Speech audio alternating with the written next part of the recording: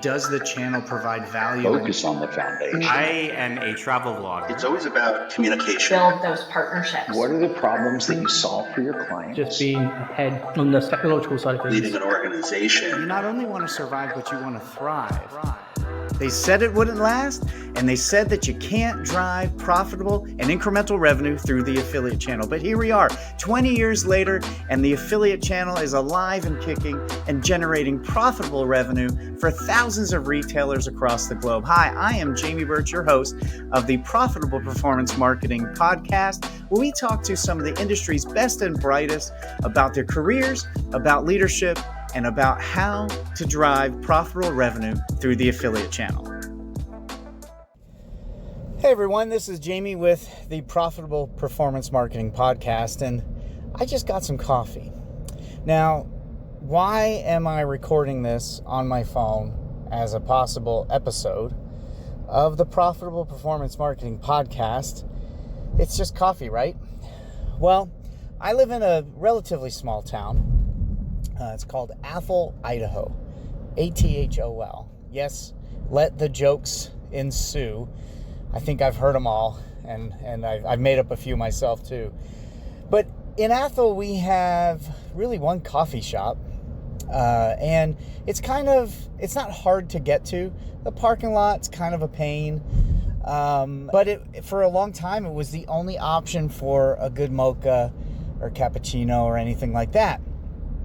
But then, just down the road, opened a drive-through coffee shop. Now, we have those everywhere, all over the Northwest.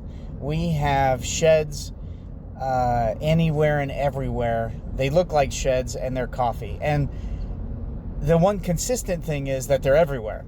The taste and flavor and quality of the coffee, well, that's a whole other story. So sometimes convenience is the biggest thing when it comes to getting a coffee out here, because you just don't know what you're going to get. So a drive-through coffee shop opened just down the road. I mean, really kind of on the same block, I guess you say. And when that happened, I thought, man, there goes that other coffee shop, the one that has really good coffee that we like to go to. And it hasn't. It's still there. So today, it's like 12:30. I had an early lunch, and I was like starting to kind of fall asleep. So I figured, you know what? I need to go get some coffee. Where am I going to go? I went to see if my wife wanted to go with, because I'm working from home like most of us now. No one was there. So I said, you know what? I'll just drive into town. It's way quicker than driving into the bigger city of Coeur d'Alene. And I'll go through the drive-through and I'll get caffeine. And it's decent. I don't know if it's any worse or better than any of the other drive-through stands. There's a few that I really like. Jitter's pretty good quality at all your stands. I'm talking to you. So I figured I'll head out there. Now I'm driving up, and I just passed the coffee shop that I like to go to, or that I went to before this drive-through. And again, this coffee shop, it has no drive-through. You have to park. The parking lot kind of sucks. The entry and exit of it isn't great, but the coffee's really good. I drove past it and I thought, what am I doing? Why?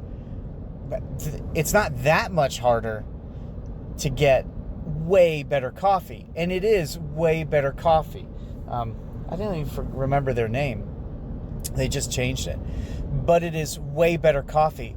So I turned around in the drive-through coffee, in their drive-through, turned around, and I went back, parked my car. I know this is a first world problem, right? But I parked my car, got out, grabbed my wallet, went in, ordered, waited, got my coffee, and got back in the car, took a sip, and knew I made the right choice.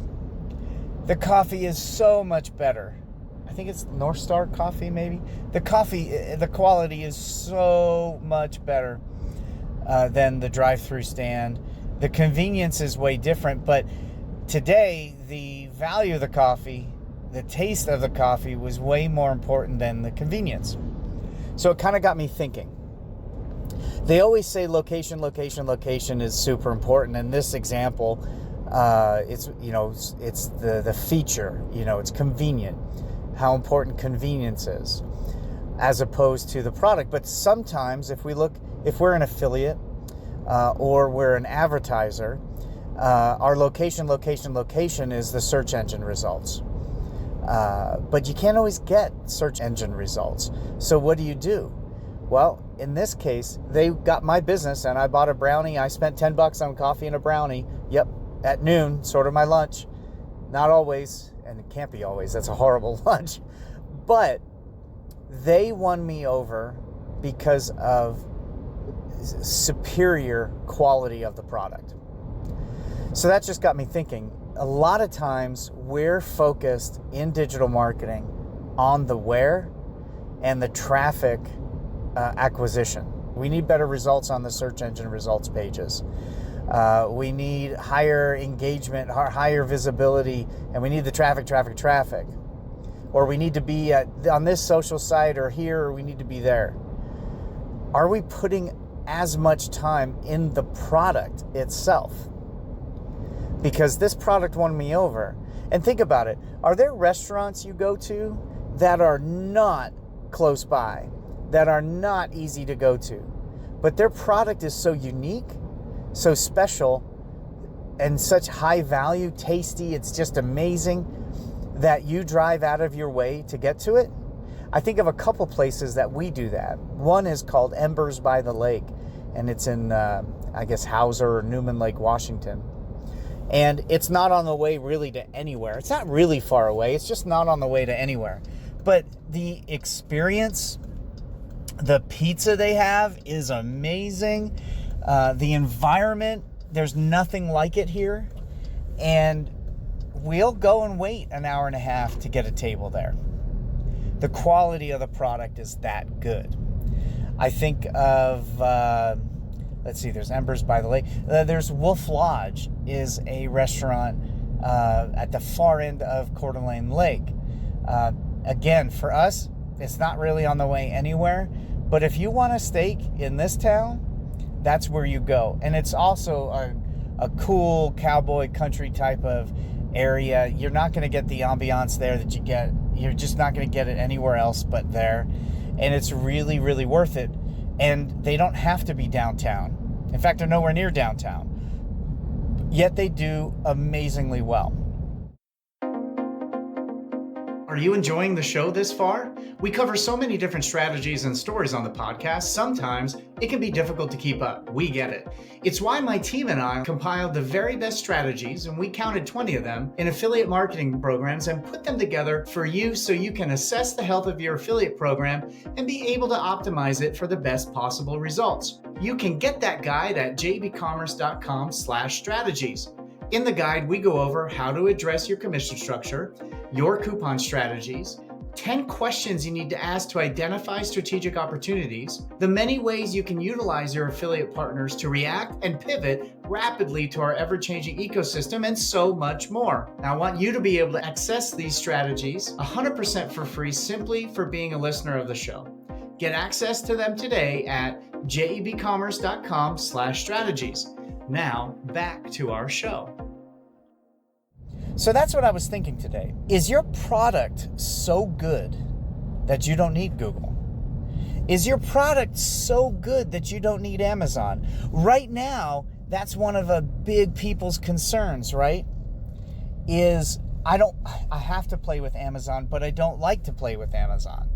Well, that's fine. But is your product good enough that you don't need to be at Amazon? Is it good enough you don't need to be on Facebook or Twitter or TikTok? Is your product that good?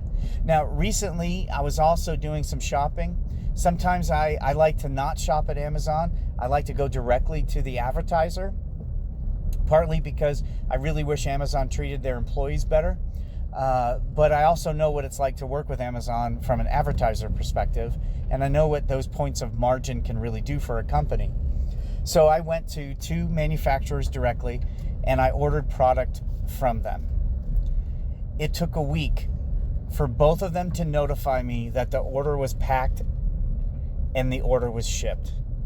If I had purchased them on Amazon, I would have had those products in that week's time. So again, is the product good enough that people will come to you directly.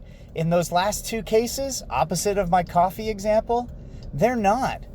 Their product kind of sucked. I mean, the product itself was good, but the delivery, the whole experience, it took a week for them to let me know that the product is now shipped, and it took a week for them to package. In the age of Amazon, is that good enough?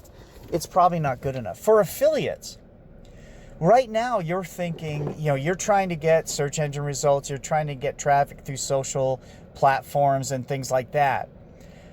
But is your product unique enough and good enough to have people go directly to you, to seek you out? So advertisers, affiliates, you can all benefit. I'm going to go look back at our agency. Is our product good enough that people will want to seek us out? So anyway, that was my coffee musings in late July. What do you think? What are your examples? I'd love to hear your examples of a product that is so good it doesn't need Google, Amazon, or anyone else. You go to it directly. So you can send those to gethelp@JEBCommerce.com. And I'll share those in another episode. So send me your examples. Also, send me your examples where the product isn't even close to being good enough for you to come directly. Would love to hear those as well. And if you need help with your affiliate program, definitely there are a couple ways you can get that help. You can email me at gethelp@JEBCommerce.com. Any question whatsoever with your affiliate program, and I will get back to you as quickly as possible. You can also set time up with me on my calendar. You can go to calendly.com/Jamie Birch, and you can pick a time that works for both of us. My openings are listed on there. There's a couple different ways you can get help on your affiliate program. Reach out those ways. And, I really appreciate if you found this podcast episode helpful. Would really appreciate a 5-star review on Apple, Stitcher, Spotify, and any other podcast player you have and are using. And if there is someone, we're looking for new guests right now. So if there is someone you'd like to see on the Profitable Performance Marketing Podcast, or a topic you'd like me to address directly, please don't hesitate. Email me right now. Introduce the person to me on LinkedIn. My email for this podcast is gethelp@JEBCommerce.com. And yeah, so I hope you found this episode helpful and useful and a little thought-provoking. I would love to hear your comments. But anyway, thank you so much. And until next time, see ya.